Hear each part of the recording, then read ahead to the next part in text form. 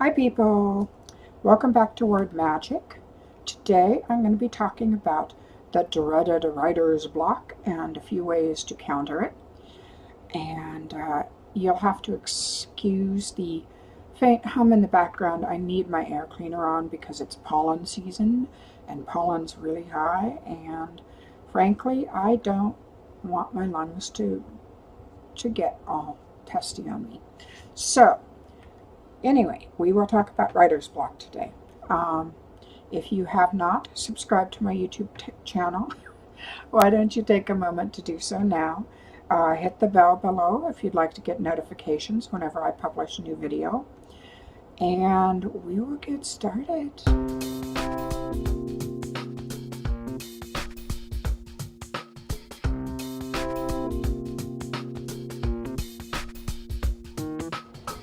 So for those who may not know who I am, I never assume, I am Yasmine Galenorn. I'm a New York Times, Publishers Weekly, and USA Today best-selling author of over 65 books. I write urban fantasy and paranormal romance and paranormal mystery and a few other things. I sometimes verge into horror a little bit. And I have 23 years experience in the publishing industry on a professional level. 20 of it was with trad publishers, mainly New York publishers, and 3 of it has been indie. So I come to you from both sides of the fence. And yeah, so let me see. This past 2 weeks, I have been on kind of a vacation. I don't take breaks very often, but I needed to take a break between the last book and the one I'm starting next week. So I took a week and just played. I game a bit. I don't have time to do it as much as I'd like, but I do enjoy gaming. And I read, and I watched movies, and then last week, or this week we're just finishing up here, I got my Kanban board right over my head ready, and I work on a quarterly basis. And a Kanban board, well, the idea's been around for a while, but it's a board to help you break big tasks down into small ones so they're more manageable and to keep on track. So I got my Kanban board ready, and I got my schedule ready, and I am actually looking forward to getting back to writing because I start Raven's book this next week. Witching Hour, which is book 7 of the Wild Hunt series, and it will be book 1 of the Anti-Fae Chronicles. You will be able to read it separately if you haven't started the Wild Hunt series, but it will mesh in with that as well. There is some crossover of characters, not enough to confuse people, I hope, but enough to get the feel of being in the same world. I also wanted to remind you that this month my last Otherworld book comes out on the 15th. It will be available in print. The print will not be available for pre-order, although the ebook is, and the audiobook is available for pre-order too. Links will be below in the comments. And print will come out about the first week that the audiobook does. Kaylee's my sweet girl. I usually have it out the first week, and it will be available to order from Amazon. You cannot find it in stores. And next month, the Silver Mist, book 6 of the Wild Hunt series, comes out. So you'll be able to pre-order that in e-format as well. The links will be below. And I think that's about it as to what I'm doing right now. Now we're going to talk about writer's block. I'm going to be just really upfront with you. I don't get writer's block very often. I'm asked about it a lot, and a lot of times I don't have a whole lot of advice for people because it just isn't something that I have a problem with. If anything, I have more ideas than I can use. However, There have been a couple times in my career that I have been just stumped. And when I get to thinking about it, I can think of several reasons why people may be having problems. I'm going to touch on 4 of them today. One I've talked about in a prior video, and that's the fear of failure. The fear of not being good enough, of not writing something that you feel is good enough. And the first thing I can tell you about that is forget about that. Because when you first put down that rough draft, you're going to have to edit it anyway. No matter who you are, no matter how much experience you have, you're going to have to edit it. There's no writer out there that doesn't need a good editor. And that is something I feel very comfortable just saying directly. It's like if an author tells you they don't need an editor, chances are they still probably do, and they just don't recognize it. So, yeah, stop being afraid of not writing something good enough, and just get the words out. Just push on through. Work on that fear. Tell yourself nobody has to read the first draft. Nobody has to look at it. Now, the second reason some people may have writer's block is a need to plan out your work better. Now, I don't write from an outline. I do write about a 1.5-page synopsis per book, and then I write some general highlights that I know need to be touched on during the book as I go. When I reach chapter 3, I start planning a list of highlights for the next few chapters. Some people need more than that. Some people do need to outline because that's more their nature. You will eventually figure out which route you need to take. So you may not have thought out the idea enough for it to really speak to you. I advise that you take some time and play with a whiteboard, or play with, just get a big piece of paper. I find a sketchbook sometimes works, and just jot down ideas and, scribble down things where you can either cross them out or erase them and write down something else. Brainstorm.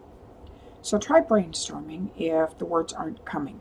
Maybe you need a little bit more plot.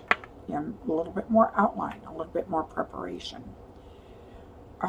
Third problem is striving for perfection. And this goes along with being afraid that your work isn't good enough. As I said, there will never be a time when the very first draft without any revision is going to be the draft you should publish. So don't worry about being perfect. No author is perfect. And when you are revising, there is a point where you just have to stop and you have to say, it's good enough. That doesn't mean that you are taking the easy way out. What it means is that there is no such thing as a perfect book. And I don't care whether it's traditionally published or indie published or anything in between or outside of those 2 boxes. There will always be a mistake in the book. There will always be a couple typos that nobody catches. It just happens. It will happen. The more you look at those words, the less you actually can see the mistakes. There will be times when you make a continuity error. I have in the past. Like, there was a big one in Otherworld that I made, and I managed to come through it and switch it around. And I made one recently in Fury's Mantle, the last Fury book that came out some months ago.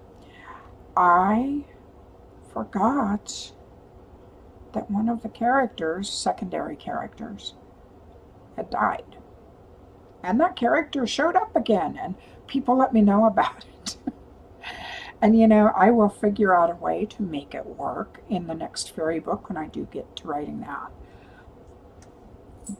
There's usually a way you can work around those things, but you know, it happens, and you've got to not worry about it. You are never going to be a perfect writer.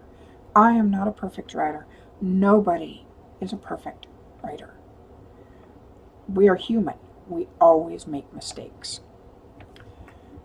So take a deep breath, look yourself in the mirror and go, okay, when it's good enough, I will stop. And good enough can be great, but it won't be perfect. Now, the last point that I'm going to touch on is what happened to me a number of years back in 2000. I've talked about this a bit before, but we had a horrendous year. I mean, it was the year that made bad look good. Sam was diagnosed with a debilitating disease, and the week after that he lost his job, and I wasn't making enough of my writing to do more than put groceries on the table now and then. And my mom had cancer, and a few days after Sam lost his job, she died. And a week after that, I got my contract for my last nonfiction book, Totem Magic. We needed the advance. I couldn't put off writing that. They wanted it in 6 weeks. We needed the money. I wrote the book. I don't remember writing the book. I don't remember walking into my office and sitting down and writing it. I did. And honestly, I think it's one of my best nonfiction books. But I don't remember it. I was pushing away all the grief and all the worry so that I could write. And somehow I blanked out on everything for like those 7 weeks. And when it was done, and when I turned it in, I kind of collapsed. Not physically, but mentally, just emotionally. I was so burnt out, there was nothing left. And by that time, Sam had a new job. And they weren't sure whether it was actually the condition that they had diagnosed him with. And by then, you know, I was like, the grief for my mom, it hadn't faded. It came back full force. And it hit me, and I had to allow it to, because I needed to process those feelings. I was so burned out I couldn't write. For months, I did not write. I sat down at my computer, and I'd just look at it, and I'd get up and walk away.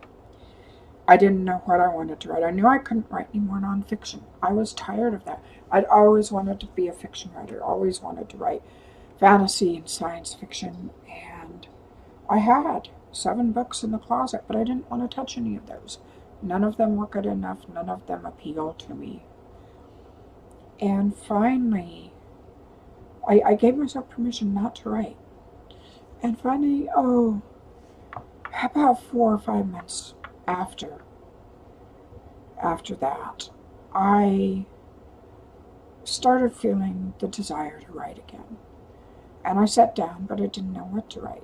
And I was like, I don't know what to do. So I sat there and I just started typing.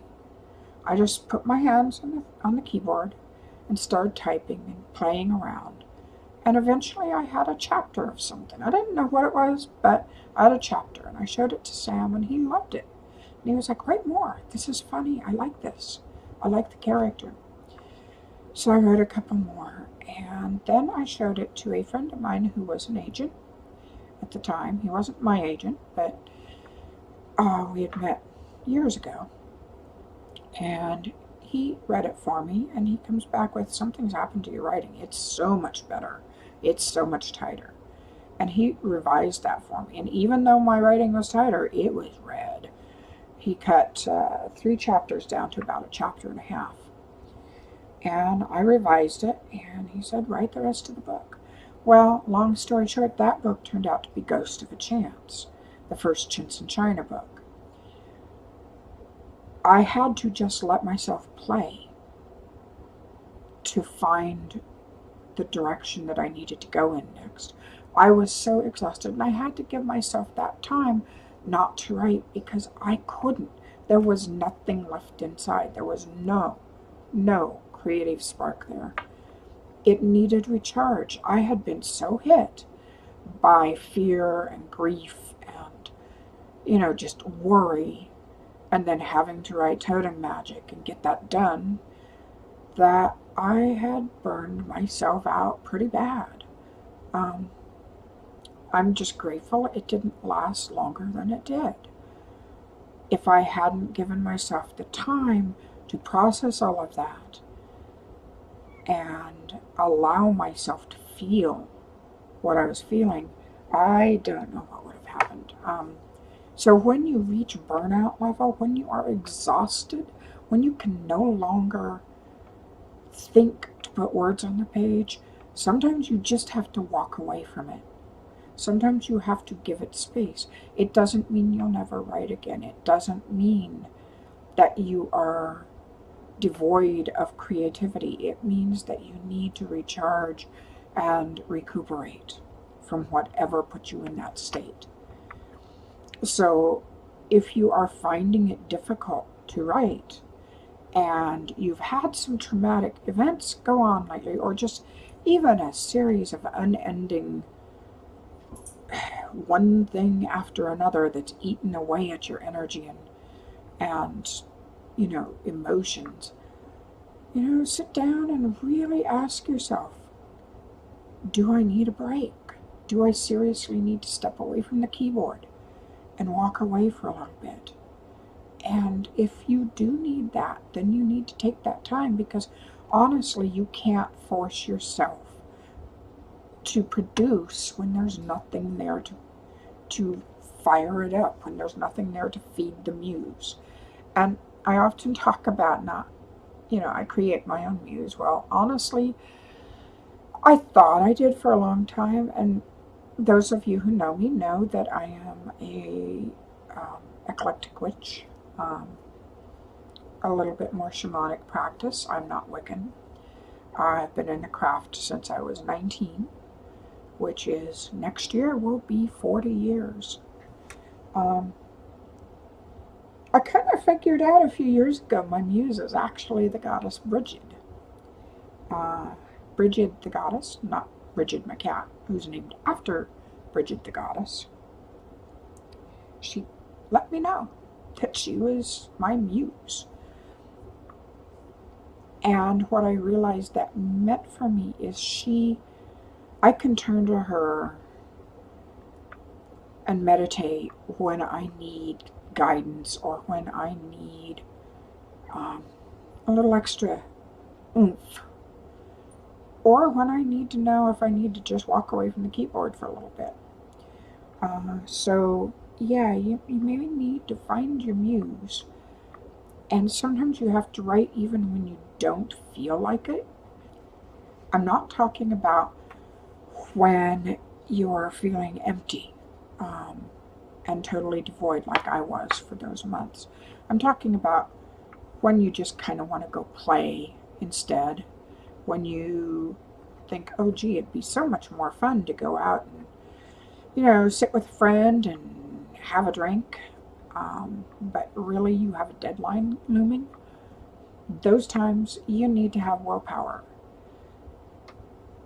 You have to sit there and go, okay, I know the words are there. I'll just have to coax them out. And a lot of times that is more a process of willpower and discipline than it is of being blocked. Because I'm sure a lot of people who go to their jobs every day would really rather be doing something else. When I worked a typical day job, as we call it, yeah, I didn't really want to go to my job, but I had to. I had to pay the bills. So make sure that your writer's block is not just writer's procrastination because you'd rather be doing something else. Anyway, but yeah, you need to basically sit there and go, where's this coming from? Am I empty? Am I drained? Am I exhausted? One thing you find if you have chronic illnesses or chronic conditions, like I do, is that you have to preserve your energy for what you really want. I don't have the energy to do a lot of the extra stuff I used to. I don't hang out on social media as much. I don't waste my time goofing around as much doing something that I'm not really that fond of, because I only have so much energy. The histamine intolerance is very draining, and if I've had a night where I had to take Benadryl, it leaves me with kind of a hangover the next morning that I have to sort of plow through. So I look at what's most important to me, and I look at what I want to do most. And writing has always been my passion. It's been my major passion. That and kitties. So I put my energy into what shores me up, what is my livelihood, and what means the most to me. Because I don't have the time and energy to waste. Anyway, I guess that's about it. If you have questions or comments, please leave them in the comment thread below, and I will do my best to either answer them there or address them in a upcoming video, if they are too complex for just one, for just a quick answer. And I hope you have a wonderful week. And by next week, I should have a bunch of words written on Raven's first book. And I'm excited about that.